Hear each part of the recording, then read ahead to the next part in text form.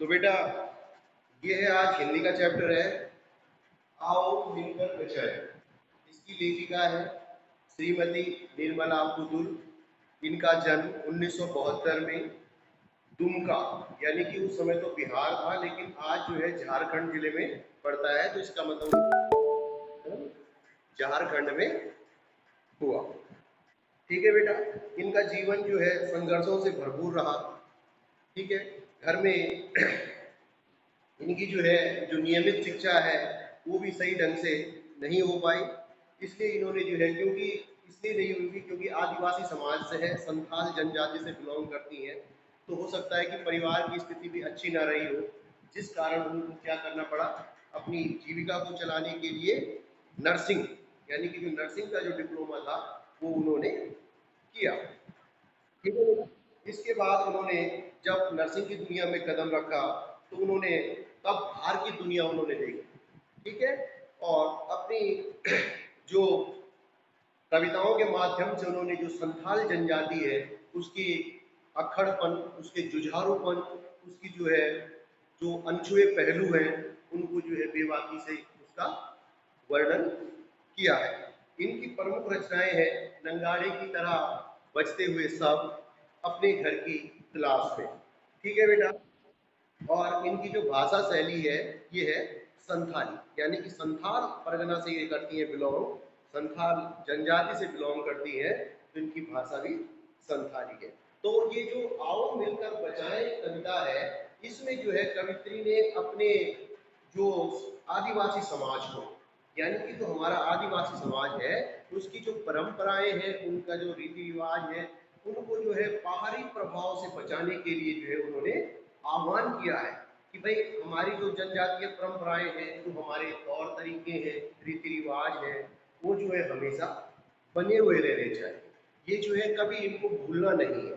तो इसीलिए उन्होंने जो है अपनी आदिवासी जीवन शैली को बचाने के लिए जो है एक आह्वान किया है। वो कहते हैं कि भाई हमारी जो दिनचर्या है इसमें भी कोई बदलाव नहीं होना चाहिए। मतलब ये नहीं कि हम शिथिल पड़ जाते हैं, शिथिल नहीं पड़ना है। हमने हमने जो है जैसे हम जुझारू थे पहले, कितनी मेहनत करनी होती होगी बेटा जहाँ पे सुविधाएं नहीं होती।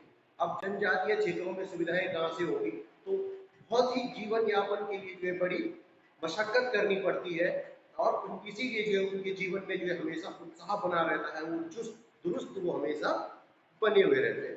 तो इसीलिए जो है कवित्री ये नहीं चाहती है कि जो हमेशा जो उनकी जो पारंपरिक परंपराएं हैं वो हमेशा सुरक्षित होनी चाहिए, उस पर किसी तरह का बाहरी प्रभाव नहीं पड़ना चाहिए। अगर बाहर का प्रभाव पड़ेगा तो क्या होगा, वो चीजें धीरे धीरे शिथिल हो जाएंगी, खत्म होने लगेंगी।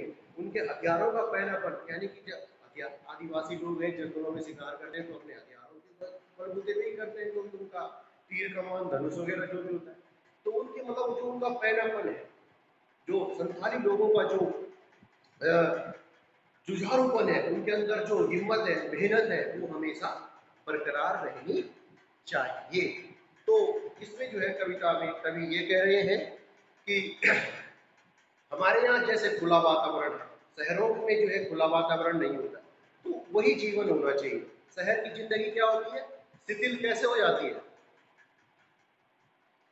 शिथिल इसलिए हो जाती है क्योंकि मेहनत कम, यहाँ पे शारीरिक मेहनत इतनी लोग जो है कम, जैसे जो मजदूर वर्ग है वो तो करते हैं, लेकिन ज्यादातर लोग जो है शारीरिक मेहनत कम है। आप देखते हैं मॉर्निंग वॉक, सुबह घूमने जाना, शाम को जाना, जिम खुले हुए हैं। क्यों खुले हुए हैं, क्योंकि मेहनत जो होनी चाहिए वहां नहीं हो रही है, वो मेहनत जो है जिम में हो रही है। तो ये चीजें कहने का मतलब है कवित्री का कि इन चीजों से जो है हमें अपने समाज को बचा के रख। तो इसी क्रम में जो है कवित्री कह रही है कि आओ मिलकर बचाएं अपनी बस्तियों को नंगी होने से, शहर की आबो हवा से बचाएं उसे डूबने से, पूरी बस्ती को हड़िया में।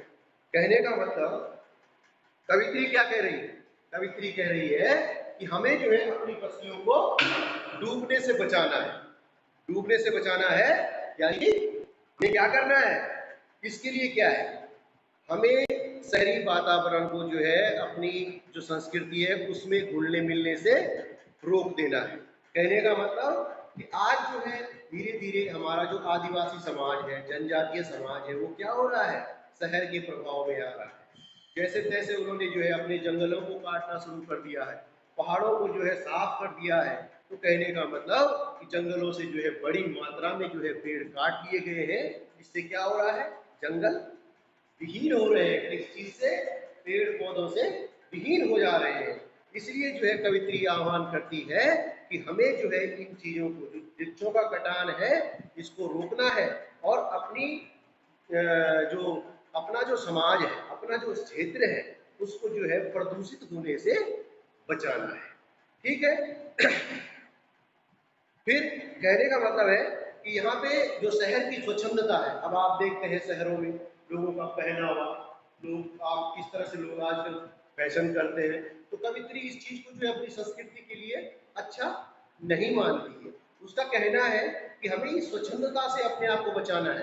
कहने का मतलब है कि बस्ती को नंगी होने से बचाना है। नंगी होने से मतलब एक तो पर्यावरण से संबंधित हो गया, नंगे होने की, पेड़ पौधे सारे कट रहे हैं, हमारे पहाड़ सारे नंगे हो गए। लेकिन दूसरा है शहरी संस्कृति में जो पहनावा है, वो जो है हमारी आदिवासी संस्कृति में उसका वो नहीं आना चाहिए।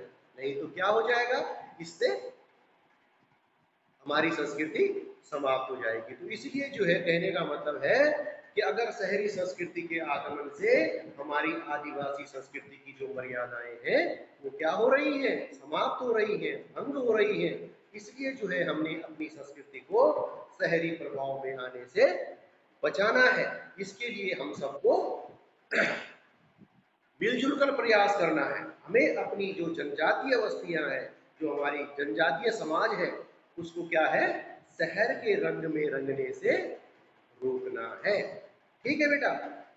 तो कहने का मतलब है, अब माना आपके पास क्वेश्चन आया कि कवित्री भाई किन बस्तियों को नग्न होने से बचाना चाहती है और क्यों।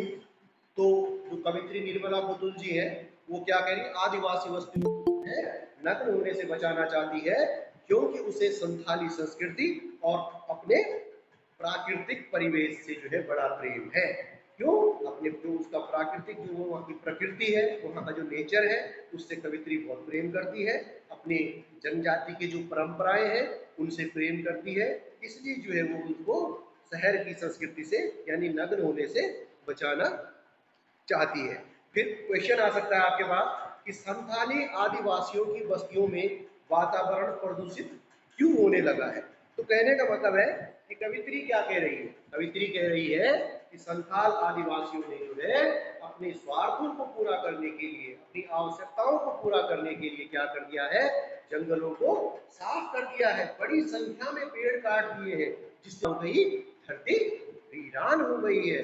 तो कहने का मतलब यही कारण है कि आदिवासी यानी संथालों की जो बस्तियों का जो प्राकृतिक जो सुंदरता थी, प्राकृतिक शुद्धता जो थी, वो क्या होने लगी है, प्रदूषित होने लगी है, गंदी होने लगी है। यानी कि जो पहले की बात थी वो अब नहीं रही, क्योंकि धीरे धीरे लोग क्या हो रहे हैं, स्वार्थी हो रहे हैं। उन्होंने अपने स्वार्थ के लिए क्या कर दिया है, पूरे पेड़ पौधों को नष्ट कर दिया है, जिससे क्या हो रहा है, वातावरण दूषित हो जा रहा है। ठीक है।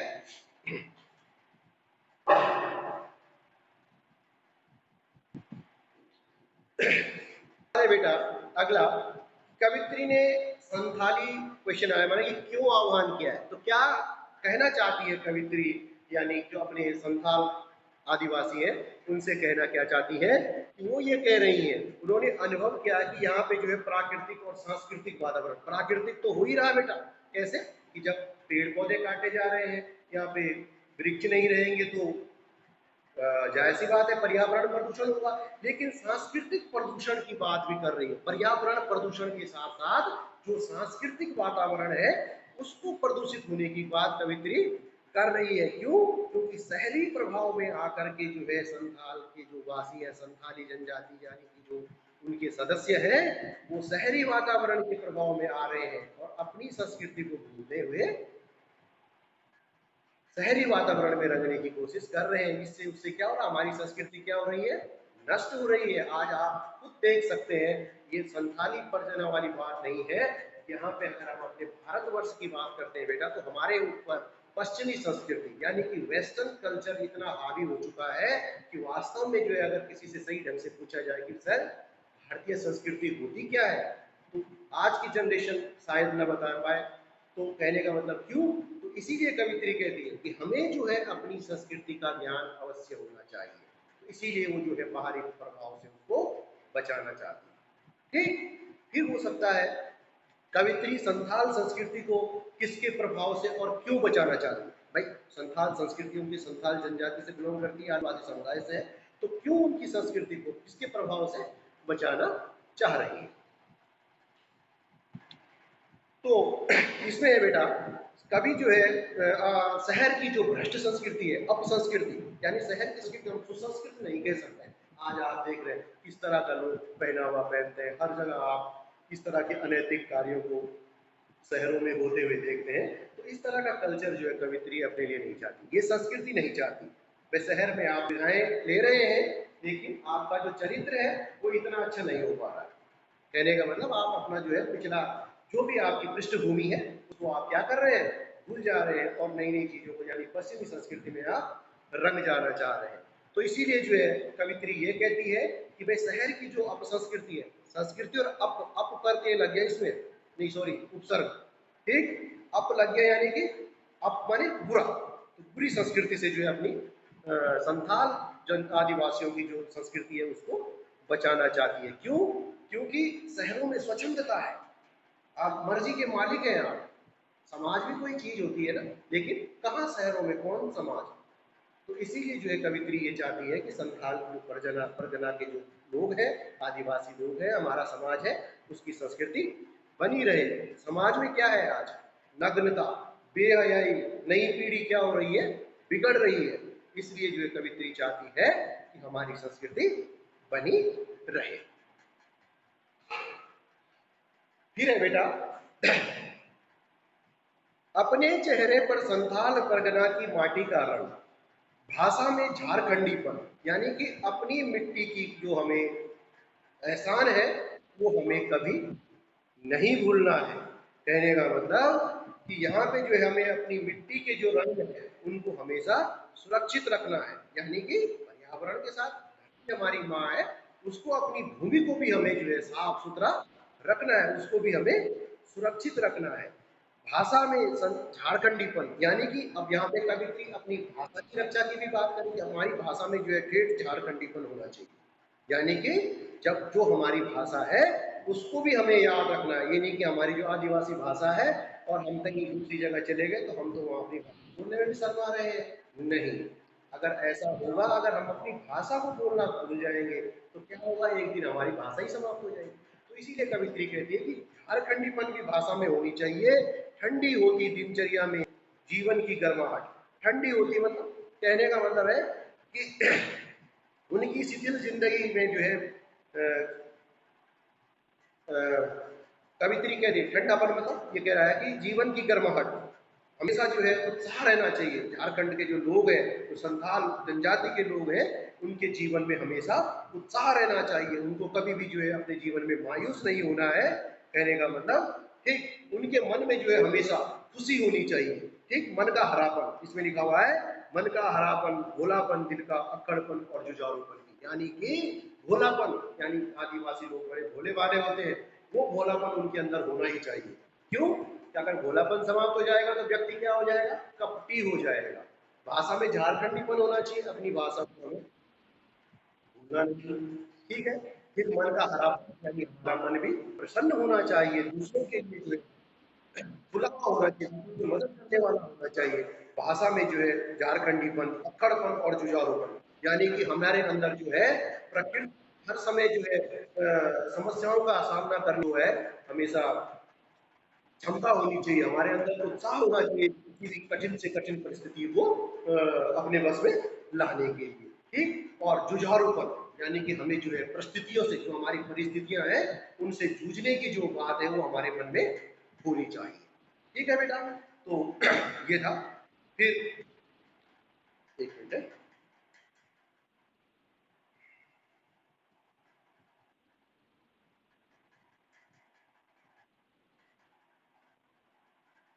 हाँ तो ये था, इसके बाद आज इतना ही था। और इसमें जो क्वेश्चन आएगा, अपने चेहरे पर संथाल परगना की माटी का रंग से कवित्री का क्या तात्पर्य है। तो कवित्री ये कहना चाहती है कि जो हमारी संथाल जनजाति है इसके संस्कृति पे कोई भारी संस्कृति यानी अपसंस्कृति जिसको कहा गया, बुरी संस्कृति यानी जो शहरी प्रभाव जो है नहीं पड़ना चाहिए, क्योंकि कवित्री बोलते हैं जो शहरों की जो संस्कृति है वो कवित्री को बिल्कुल भी अच्छी नहीं लगती। यहाँ का जो स्वच्छंदतापन है, लोग अपने आप को मॉडर्न बोलते हैं लेकिन नंग धड़ंग होकर घूमते हैं, तो ये कवित्री को जो है बिल्कुल भी अच्छा नहीं लगता है। इसलिए जो है कवित्री चाहती है कि वे बाहरी संस्कृति यानी कि अपसंस्कृति का जो है शहरी संस्कृति का प्रभाव बिल्कुल नहीं पड़ना चाहिए। ठीक, वो ये चाहती है कि संथाल के जो जनजाति के जो लोग हैं, आदिवासी समाज के जो लोग हैं, उनकी संस्कृति में जो है उनकी स्वाभाविक झलक उनकी होनी चाहिए। ठीक, फिर है ठंडी होती दिनचर्या में जीवन की गर्माहट के विरोधाभास है। कैसे? तो शहरी संस्कृति से प्रभाव में जो है आकर के जो संथाल परगना के जो संथाल जनजाति के लोग हैं, उनके जीवन में क्या आ गई है? शिथिलता आ गई है। मतलब एक उनका जो उत्साह है वो क्या हो गया? समाप्त हो गया। इसलिए जो है कवित्री चाहती है कि उनकी दिनचर्या में क्या आए? दोबारा उत्साह आना चाहिए।